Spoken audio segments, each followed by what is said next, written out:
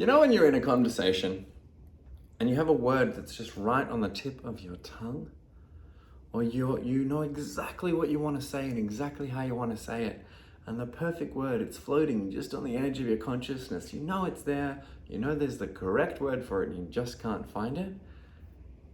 We call this word finding, and it is very, very common, particularly in people with ADHD. Now, here's what I've been thinking about, and here's what I've been noticing. That is my number one cue to indicate that someone needs to get up and move around. I had a client yesterday. In fact, I'll tell you a little bit more about it. So look, I'm an ADHD coach. If you're new to the channel, that means that I coach people with ADHD and help them learn and navigate and crush life with ADHD. Yeah. The way that I usually do my calls is that we might initially start the session on Zoom. I don't see many of my clients face to face, because when all of your clients have ADHD and you try and get them in the same place, they're going to be late and it all is a thing, and yeah, it's fine. No. Zoom is fantastic because wherever they are, if they may have forgotten or they're busy doing this or that, you can just call them up and go, hey, time for a session, let's do it, and we can get it done. But many people with ADHD hate Zoom. We don't like the face-to-face, I can't do other things while I have to pretend to be paying attention on camera, right? Doing other things helps me to concentrate, as I'm sure you know all too well.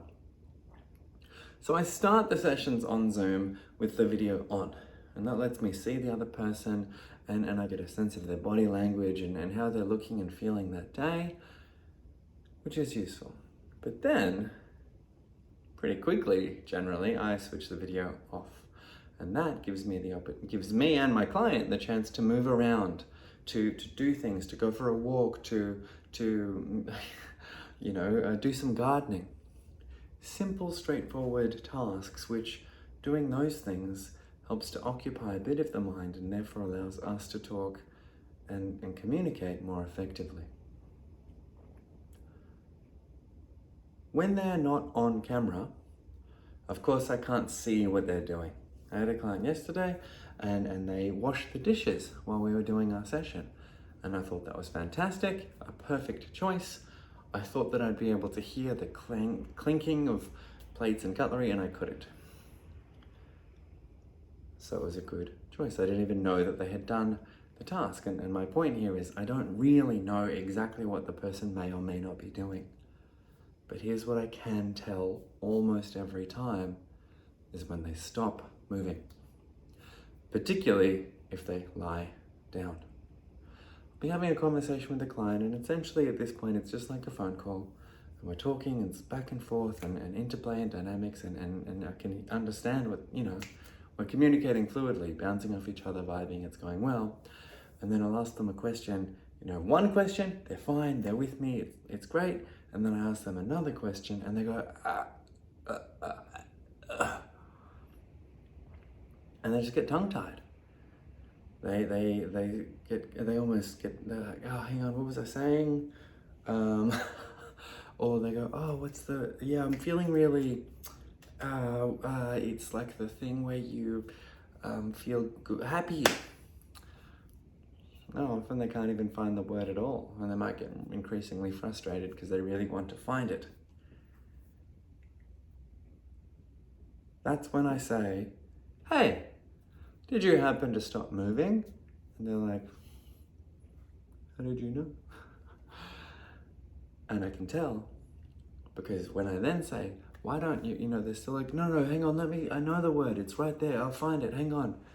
If I say, why don't you try getting up and moving, start walking around, and don't start walking around and immediately try and get the word. Just move around for a little bit, walk around in circles a little bit, and then all of a sudden, they start communicating freely and fluidly again, and we're back. It's wild how much of a difference I keep seeing that it makes when someone, particularly with someone with ADHD, is trying to communicate while they are moving versus when they are not.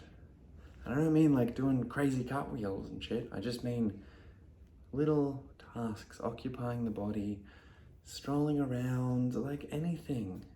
Doing some like bloody basic stretches or some yoga, it doesn't matter. Small, simple tasks. And the difference in their ability to communicate is night and day, so much so that I can notice and identify if they are not moving without even laying eyes on them. That's the point of this video. If you are someone who occasionally finds it difficult to communicate, to express yourselves, you feel a bit gunked up, like the cogs are turning and then they just get stuck, well, try moving. Might not seem like it would make any sense, but just give it a shot. Or, alternatively, if there's someone with ADHD in your life, or even just someone who, for any other reason, it's probably ADHD, struggles to find words and gets stuck and tongue-tied all the time, suggest going for a walk with them. Or even just throwing a ball to them while you chat. See if that helps, and you might be very surprised at the night and day difference. I still am myself. I can't believe how much of a difference it can make sometimes. Food for thought. Keep moving. Keep talking. Keep feeling. And if you liked this video, then please know that I make a new video every single day. So if you want to see more, hit subscribe, and then I will see you in tomorrow's video. But before you go, more importantly, I'd like to hear from you if there's any topics that you would like me to cover. Anything that you're particularly interested in, or any points here that really resonated. The more that you can share with me, the more that I can give to you, and I would like to give. The point of this channel for me is to give as much as I possibly can.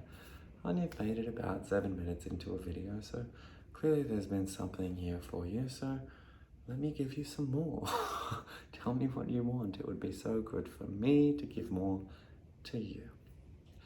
And with that said, I'll wrap up the video now. Thank you again for your time.